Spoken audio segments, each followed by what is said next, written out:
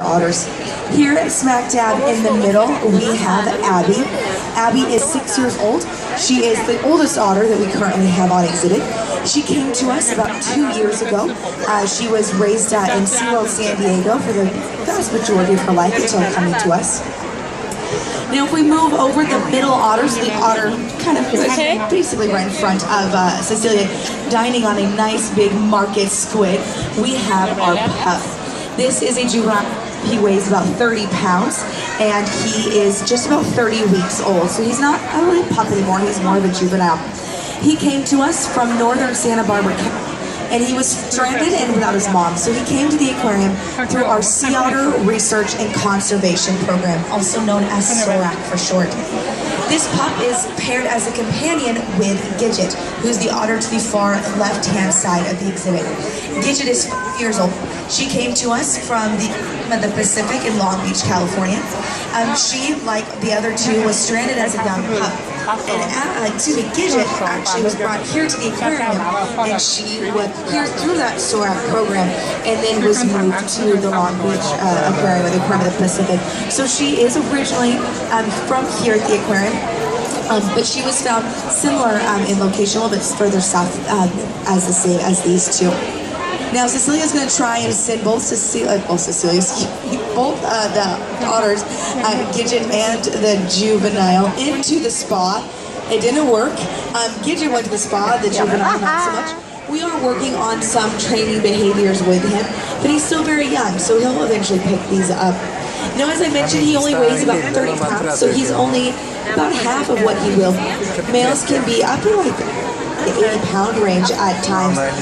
Males are going to range more in the 40 to 50-pound range. In the wild, females will live about 15 to 20 years, males about 10 to 15. The food for the otters here at the aquarium is going to consist of some clam, a little bit of squid, and some shrimp as well. Now in the wild, these animals would be eating invertebrates, animals without a backbone. So the fish in this exhibit are perfectly safe. The otters will not try and eat them. And a lot of the animals that they eat in the wild have hard shells. So these otters, while they're on exhibit, will not get any shelled items because so they're going to pound their food that has shells on it on hard surfaces. So it could be the deck, it could be the walls. It's also the soft acrylic windows that you all try and look through every day. So the only time these otters will get any of those shelled items is when they're behind the scenes. That way they can use the hard concrete walls as opposed to what you all try and look through. Now you're going to get a great view of one of the otters out on deck. Again, this is Abby. And you can tell that she's much bigger when she's out on the rock work than she was when she was in the water. You see a little bit more than half of her, more so than you did when they were in the water. These animals do live the vast majority of their lives in the water. They give birth in the wild, in the water, they mate in the water. It's very rare to see an animal come out on land. So they're truly adapted to being in the water. Now, unlike other marine mammals that have a thick layer of blubber, these otters rely on a thick coat of fur to keep them warm. So they have about 1 million hairs per square inch. To give you something to compare that to, on the average human head, there's about 100,000 hairs. So it would take 10 people put together to equal just 1 square inch of a sea otter's fur. So think of a postage stamp, and that's the same. It is the densest fur of any animal in the animal kingdom, and it's one of the reasons why they were hunted to near extinction in the late 1800s. Now you can see both. We have Gidget, who's already in the bucket, and the juvenile. As I mentioned, he does not have a name. He just has a number, so he is 649. So Cecilia's going to get 649 in there as well with Gidget. He's almost all the way in there. Still trying to get his, oh, we have one more flipper to go. He's not totally sold on the bucket. And we tried. But as I mentioned, he's still young, he's still learning, so doing some of these little behaviors with him are fun for him. He can really learn what we're asking for. Now, there are 2 types of behaviors that we ask for these otters. We will ask natural behaviors and husbandry behaviors. Natural behaviors are things that these wild. You may sometimes see that they will hop up, and that's called a spy hop. Something that orcas will often do as well, and that is a way for them to serve surrounding area. So they can kind of get about halfway out of the water and take a bit of a look around just to make sure what's going on around them. So that's something that we may do with them. Boundary behaviors are going to be things that make our lives with the otters easier and lives with us.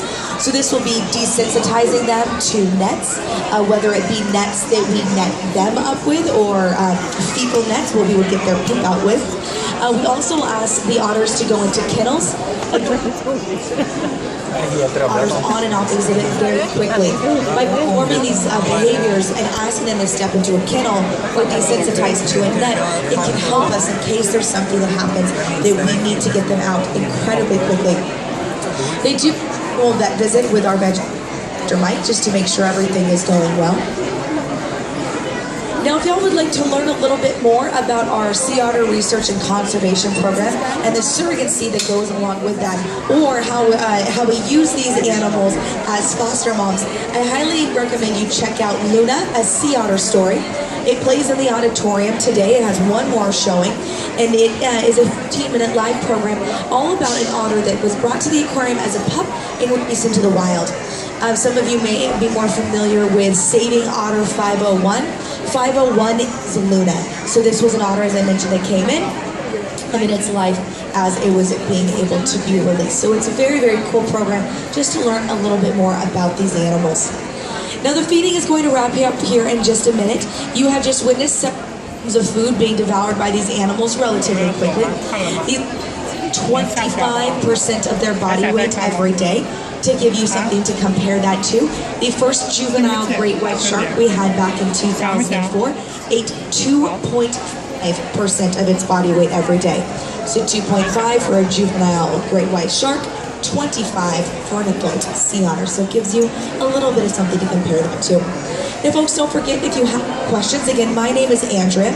I'll come out on the deck to answer any of those questions for you.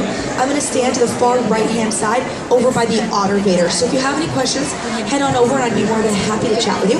And I hope you all enjoy the rep at the Monterey Bay Aquarium and have very safe travels home. We'll be going. Bye everyone, thanks for coming.